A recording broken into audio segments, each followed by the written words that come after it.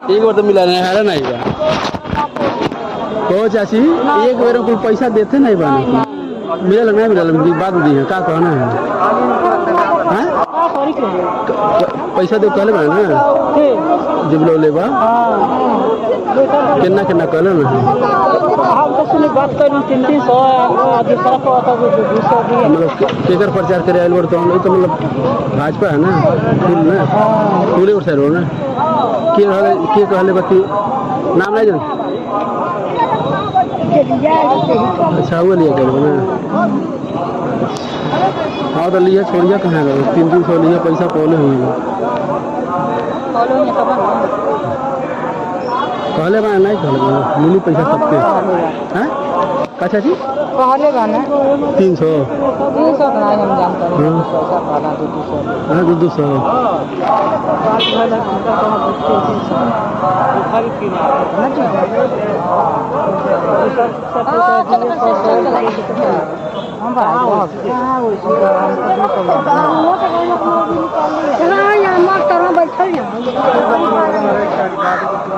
अब मिली अब तो खिड़िया हट जा तब न दी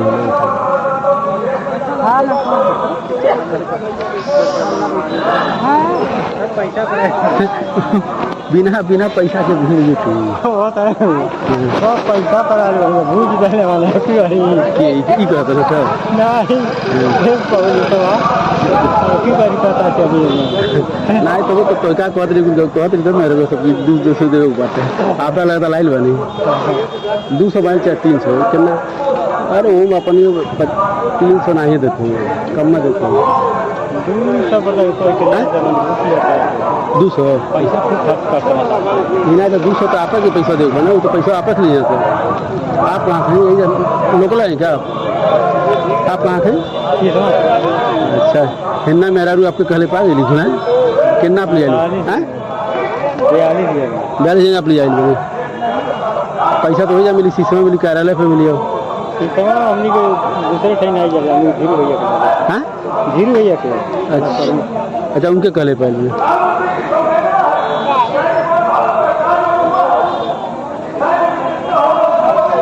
अरे तू वो पैसा वो खर्च कर से लंबा नहीं सवाल और क्या कर इनका धीरू दूसरा नाम है ना धीरेन्द्र प्रताप सिंह बहुजन से लड़ लेना है पहचान का अच्छा अब आगे ना भाजपा में है ये कर लहर देखिए सब दिक्कत सरकार बने वो सत्ता जाँच कराएगी करवा के खिलाफ चुनाव लड़ यूनिवर्सिटी के चलते अरे तो पैसा आपके वह धीरे से चाहिए ना 200 जोड़ के 300 के दिन 200 कोई के लारी बनी जाए अभी तो ये प्रतिनिधि को कहते ना भैया 600 रुपया दिया जाए पिए खाते 100 रुपये क्या बना अब धुए लग जाएगा ना उनका पैसा दिया नहीं किस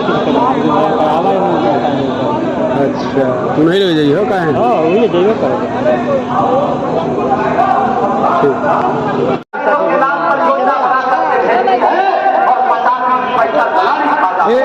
सौ रुपया मिलता था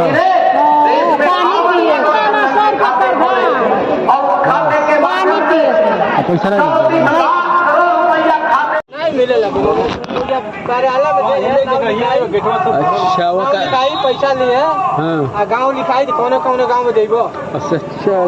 कार्यकर्ता लोग को नहीं तो बीजेपी रहा तो बीजेपी वाले पैसा ज्यादा तू दे ही सकेला भाई उकर पैसा ज्यादा कई मतलब बड़ा बड़ा नेता मुख्यालय कहाँ खुला गई लखनऊ कार्यालय से पैसा आवेला लखनऊ कार्यालय से पैसा आवेला कार्यालय बनी चलो वहाँ से आवेला पैसा ढेर नहीं आवेला यहाँ कम में बाटत हुई है कुल लखनऊ बात तो मेन है शाखा पैसा भर देना सबके बड़ा गर्मी है गर्मी में तो हम लोग इतना दौड़े तो लाल अच्छा लगा पैसा से मेरा नहीं मिला है घंटा मिला मिली नहीं लेकिन मिली जरूर कुछ नहीं मिली तेलों खिलाइबे के लिए 100 रुपये तेल भरोगे तो हैं जो मोटरसाइकिल जो और तो नाश्ता नहीं देना है 250 रुपये तेल भर के चलो उन्नो ठीक बा 100 रुपये मिल हर मोटरसाइकिल मिल रही ना जो मोटरसाइकिल लाना जो मोटरसाइकिल अब कितना ठंडा समाज पार्टी के वरिष्ठ नेता का स्वागत करते हैं। साथ ही मैं आज के कार्यक्रम के मुख्यातिथि उत्तर प्रदेश के सदस्य उप मुख्यमंत्री श्रीमान केशव प्रसाद मौर्य जी को सादर आमंत्रित करता हूं। आप सभी तालियों से माननीय मुख्यातिथि जी का स्वागत करें। सादर। बोलिए भारत माता की। मैं जानता हूं गर्मी बहुत है, लेकिन आपको भी कमल खिलाने की जल्दी भी बहुत है कि नहीं है? जिनका नाम ही पंकज जी है, पंकज चौधरी जी। पंकज का मतलब कमल ही होता है। ऐसे पंकज चौधरी जी जो भारत सरकार के माननीय मंत्री हैं, हमारे अच्छे मित्र हैं, जिनको लगातार आप विजयी बना करके भेजते हैं, जो माननीय प्रधानमंत्री नरेंद्र मोदी जी के बहुत चहेते हैं, उनके समर्थन में आप सबका आशीर्वाद मांगने आया हूं। मैं चाहता हूं कि 2019 से भी भारी अंतर से 2024 में आदरणीय पंकज चौधरी जी को यहां से विजयी बना करके भेजिए। आपका आशीर्वाद मोदी जी के पास पहुंचेगा और तीसरी बार मोदी सरकार बनेगी, यह मैं आप सबसे अपील करना चाहता हूं। हमारे मंच पर हमारे जिले के अध्यक्ष आदरणीय श्री संजय पांडे जी, जिला पंचायत के सम्मानित अध्यक्ष आदरणीय रविकांत पटेल जी, हमारे सम्मानित विधायक आदरणीय ज्ञानेन्द्र सिंह जी, आदरणीय जयमंगल कनौजिया जी, आदरणीय प्रेम सागर पटेल जी, आदरणीय ऋषि त्रिपाठी जी, हमारे पूर्व विधायक श्रीमान अवेंद्र नाथ द्विवेदी जी और श्री शिवेंद्र सिंह जी, हमारे श्रीमान सिसवा स्टेट के अंकित सिंह जी, विधानसभा के प्रभारी जयप्रकाश उपाध्याय जी, अजय लाल श्रीवास्तव जी, राजन पटेल जी, मंच पर हमारे सम्मानित जितेंद्र पाल सिंह जी, दुर्गा प्रसाद अग्रहरी जी, संतोष सिंह जी, अम्बरीश यादव जी, धीरेन्द्र प्रताप सिंह जी, गिरजेश जायसवाल जी, शिवनाथ मदेसिया जी, राजेश्वर तिवारी जी, दीपेंद्र बहादुर सिंह जी, रणजीत सिंह उर्फ पप्पू सिंह जी, नाथू चौधरी जी, मुरली मनोहर जी, अमरनाथ जी, नाथू पटेल जी, रामहरक गुप्ता जी और यहाँ मंच पर जितने भी भारतीय जनता पार्टी और गठबंधन के हमारे साथी दल के कार्यकर्ता पदाधिकारी बैठे हुआ और सामने मेरे बूथ अध्यक्ष हो और चाहे अन्य कोई पदाधिकारी, सभी पार्टी परिवार के कार्यकर्ता साथी,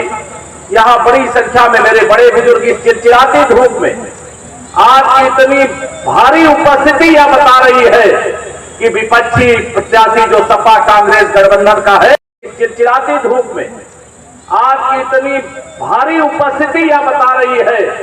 कि विपक्षी प्रत्याशी जो सपा कांग्रेस गठबंधन का है, उसकी जमानत जब्त हो चुकी है। यहाँ कमल खिल चुका है और बहुत बड़े अंतर से आप यहां से आदरणीय पंकज चौधरी जी को विजयी बना करके भेजने वाले हो। सही बात है? ये दोनों हाथ रख बताओ, सही है ना? ये 2024 का ऐतिहासिक लोकसभा चुनाव है। इस चुनाव में एक तरफ सपा कांग्रेस का गठबंधन है, जिसका भविष्य अंधकार में है, जिसकी नाव डूब हो चुकी है, जिसका सूर्य अस्त हो चुका है। एक तरफ वो है, एक तरफ भारत को विश्व गुरु बनाने वाले, भारत को विकसित राष्ट्र बनाने वाले, भारत को गरीबी से मुक्त कराने वाले, भारत की माताओं बहनों के सम्मान के लिए सरकार का खजाना खोल देने वाले माननीय नरेंद्र मोदी जी के नेतृत्व वाली सरकार है, जिसे तीसरी बार आपको अवसर देने का मौका मिला। ये विरोधी लोग कहते हैं कि हम तीसरी बार मोदी सरकार नहीं बनने देंगे। मैंने कहा तुम्हारे लिए तो मेरी माताएं बहनें ही पर्याप्त हैं, तुम्हें हराने में क्यों? बताइए माताओं बहनों, सही है कि नहीं सही है? मेरी माताएं बहनें ही समाज की आधी आबादी हैं। सपा बसपा कांग्रेस का सुपड़ा तो मेरी महिलाएं ही साथ कर दे रही हैं। मेरे बुजुर्गों का आशीर्वाद तो इनकी जमानत जब्त कराने का काम कर रहा है। मेरे नौजवानों का साथ वह तो एक ऐसी ताकत बनकर के खड़ा हुआ है कि इनको लग रहा है कि जो हवाई दावे लगातार लोकसभा चुनाव के ऐलान से पहले कर रहे हैं, उनकी हवा जैसे 2014 में आपने निकाल दिया, 2017 में निकाल दिया, 2019 में निकाल दिया, 2022 में निकाल दिया, 2024 में वह हवा निकलने जा रही है। आप विश्वास रखना 2027 में ये सपा बसपा कांग्रेस खोजने से भी यूपी में और महाराजगंज में नहीं मिलेगी, नहीं मिलेगी। एक तरफ आप सब याद करिए, गुंडागर्दी और अपराध, भ्रष्टाचार, दंगा, जमीनों पर मकानों पर कब्जा करने वाले माफियाओं का दल है। दूसरी तरफ गरीबों की सेवा में अपना जीवन समर्पित कर देने वाले माननीय प्रधानमंत्री श्री नरेंद्र मोदी जी के नेतृत्व में भारतीय जनता पार्टी का गठबंधन है। हमें फैसला इसी 1 जून को लेना है और 1 जून को होने वाला फैसला आज मेरा जो लोकसभा क्षेत्र है वहां मैं वोट डाल करके तब आपके पास आया हूं, इसलिए थोड़ी देर हो गई। लेकिन जिस प्रकार से इस भीषण गर्मी में मतदाता निकल करके अब की बार 400 पार, फिर एक बार प्रचंड बहुमत की मोदी सरकार बनाने के लिए हरियाणा से लेकर के दिल्ली, दिल्ली से लेकर के उड़ीसा, उड़ीसा से लेकर के यूपी, यूपी से लेकर के बिहार, चारों तरफ कमल खिला रहा है। उससे यह लग रहा है कि मोदी जी के नेतृत्व पर जो देश का भरोसा है, उस भरोसे को ये झूठ बोलने वाली ऑटोमेटिक मशीन कांग्रेस तोड़ नहीं पाई है। ये कहते हैं कि अगर मोदी जी 400 से ज्यादा सीटें जीत जाएंगे तो संविधान खतरे में पड़ जाएगा। अरे संविधान के दुश्मन तो कांग्रेस जो तुम हो, संविधान के दुश्मन तो तुम्हारा इंडी गठबंधन है, तुम्हारी ही सरकार है कर्नाटका के अंदर। तुमने वहां पर ओबीसी के आरक्षण पे डाका डाला, तुम संविधान की बात करते हो। देश में आपातकाल लगाने का पाप और अपराध कांग्रेस को तुमने किया और तुम संविधान की बात करते हो। 100 से ज्यादा चुनी हुई सरकारों को बर्खास्त करने का काम कांग्रेस ने किया,